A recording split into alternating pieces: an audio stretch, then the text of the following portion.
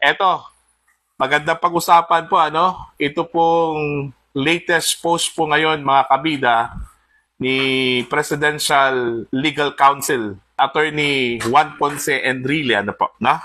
Ito po ay may kaugnayan po mga kabida sa plano hong hindi pagpapadala ng mga OFWs ng kanila pong remittance ano sa kanilang mga pamilya simula ngayong March 28 hanggang April 4, 2025. Ang rason po nila mga kabida bilang protesta daw ito sa ginawa po ng Marcos administration na ipinagkanulo daw itong si Digong dyan ho sa International Criminal Court. Ano po? At gusto ho nilang pabalikin po ito sa Pilipinas, mga kabida. Alright? Okay, gaya na sinabi ko po, meron pong latest post po itong si Juan Ponce Enrile, no? Nagbabala po, ano, mga kabida, sa mga political at social leaders, ano po, at maging sa mga OFWs, plano hong hindi ho pagpapadala, no, ng remittance o zero remittance, no, dito ho sa Pilipinas, mga kabida, ano po. Eto, babasahin ko po yung kanya hong babala. Okay? Post po niya 1 hour ago sa kanyang Facebook account. Eto po. This is a humble and solicited reminder to our social and political leaders. Whoever advised Filipino OFWs to suspend the remittance of their earnings abroad to the country should think many, many times about the adverse consequences of that advice to our OFWs. As I said before, for every action, there is always a possible counteraction. If such an advice is followed by some OFWs, what will happen?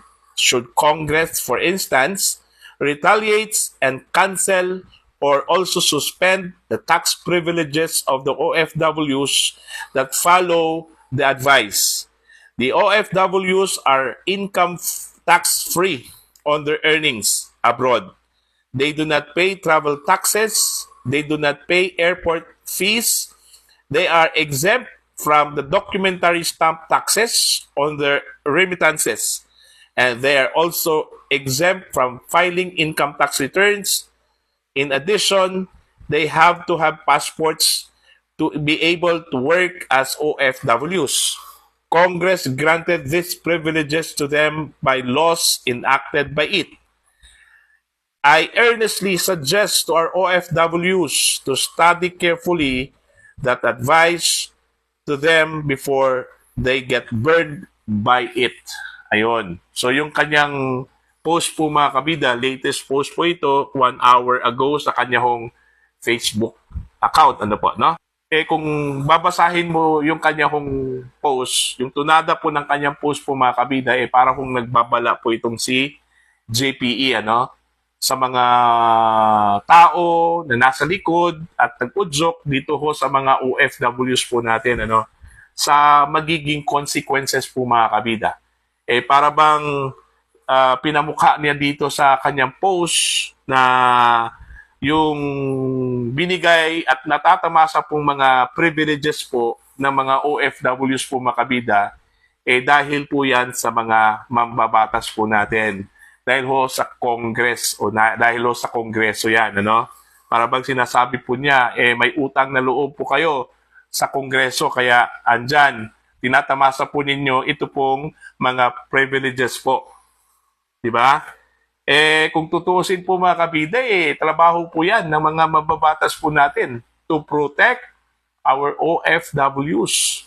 Okay? Kung maaari, ibigay sa kanila yung lahat ng mga privileges, ano? Dahil unang-una po, ang OFWs po natin, sila yung mga bayani po natin, no? Mga modern heroes. Dahil sa kanila pong earnings, dahil sa kanila pong mga ipinadala dito sa Pilipinas, naging contributor po ito mga kabida sa paglago po ng ating ekonomiya. Yun yung katotohanan, ano po, no? So, dapat po, hindi ho isumbat ni JPE ito pong privilege na ginawa at binigay po ng Kongreso, ano? Dito ho sa mga OFWs po natin. Pangalawa po, yung kanilang earnings, hard money, hard-earned money yon, ano? So, depende na po sa kanila kung ipapadala ba nila ito o hindi. Bakit ganun yung tunada? Bakit po para kung nagbabala po, nananakot po, ano? Ito pong si JPE, mga kabida. Eto, babasahin po natin ito pong mga comments po dito, ha? Reaction po mga kabida mula sa mga netizens, ano po, na?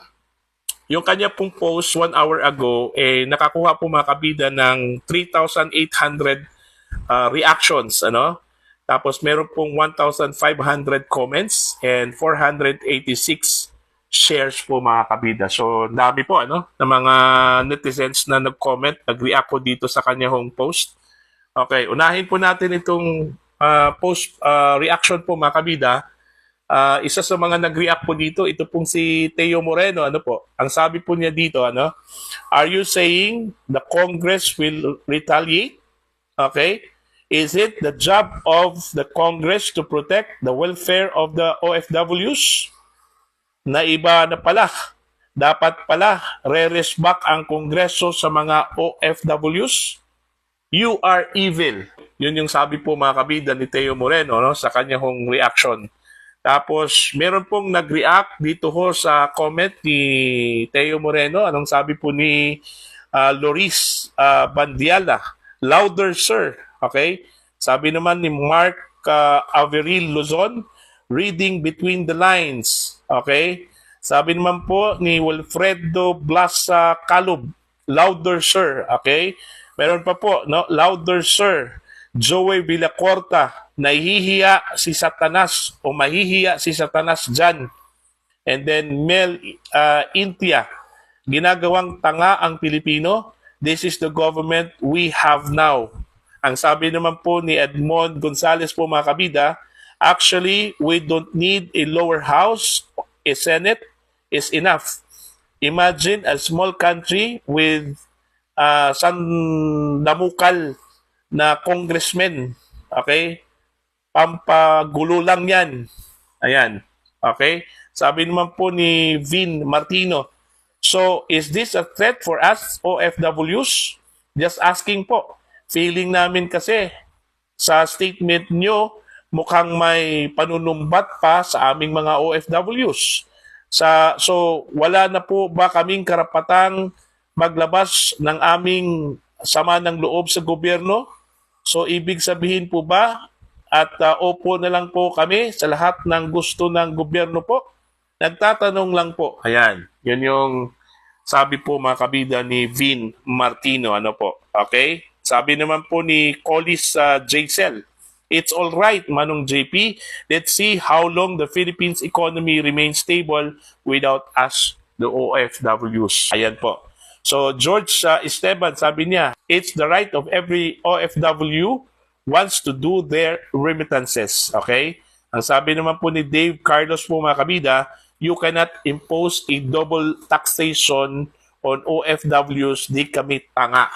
Ayan. Ito pa, last na lang po ito, ano? Mula kay Albert Sawyer, ano? A friendly reminder that Congress exists because Filipinos vote who they choose to vote. And if OFWs who are no less Filipinos are not pleased with what Congress is doing to them or their families, then they should do what is right. Congress is meant to serve the people by not wasting tax and not putting a heavy burden on taxpayers. Ayun. So yun po mga kabida, ang ilan sa mga nag-react ko dito sa post po ni JPE, ano? Ang tingin ko nga dito parang nananakot po ito doon ho sa mga OFWs po mga kabida, na pag gawin niyo ito, baka mawala lahat yung mga privileges po ninyo, no? Na binigay po ng Kongreso. Parang sinasabi po ni JPE po mga kabida na may utang na loob po itong mga OFWs po, ano? Sa mga mambabatas po natin. Dahil kung hindi ho dahil sa mga mamabatas po natin, dahil ho sa Kongreso, wala po silang tinasamasa ngayong mga privileges. Okay? Kung tutuusin po mga kabida, ang sabi po ni Teo Moreno po kanina sa kanyang comment, hindi dapat isumbat yan kasi unang-una trabaho po yan ng mga kongresista, no? Na proteksyonan po itong mga OFWs po natin, ano? Kung maaari, lahat pong privileges ibigay po natin sa kanila eh. Kasi ho, itong mga OFWs po natin, mga modern heroes po ito, ano? Mantakin nyo mga kabida, magkano ba yung ibinigay po nila na remittances every year? Okay? Laki, di ba? Doon ho lang sa Europe, ano? Nung 2023 po, yung average po na naibigay po nila, no, na remittances po sa Pilipinas, umabot po ng 3.82 billion US dollars po yon, ano? Napakalaki. Hindi pa po kasali doon yung Amerika, okay, yung Australia, Asia, no? At iba po pang mga bansa, no? Kung saan meron po tayong mga OFWs. Okay? They are considered our modern heroes. So, bakit po isumbat po natin sa kanila yung mga privileges po? Dapat magpapasalamat po tayo sa kanila dahil sa kanila, naging contributory po sila mga kabida sa paglago ng ating ekonomiya sa Pilipinas. Siguro takot po yung gobyerno, ano? Dito ho sa banta po ng mga OFWs. Kasi ho, kung pakikinggan mo yung sinabi po ni Yusek Castro po kahapon po mga kabida during the press conference, ano? Para hong unang-una, nagbabala, no? Later, bigla hong kumambyo. Okay? Umapila, no? Doon ho sa mga OFWs po natin. Ang sabi po niya, pag ginawa po doon ito ng mga OFWs, hindi lang po ang gobyerno ang apektado ho dito, kundi maging itong mga pamilya po ng mga OFWs po mga kabida, no? So, yun po. So, unang-una karapatan po ng mga OFWs po mga kabida kung anong gawin po sa kanilang pera, no?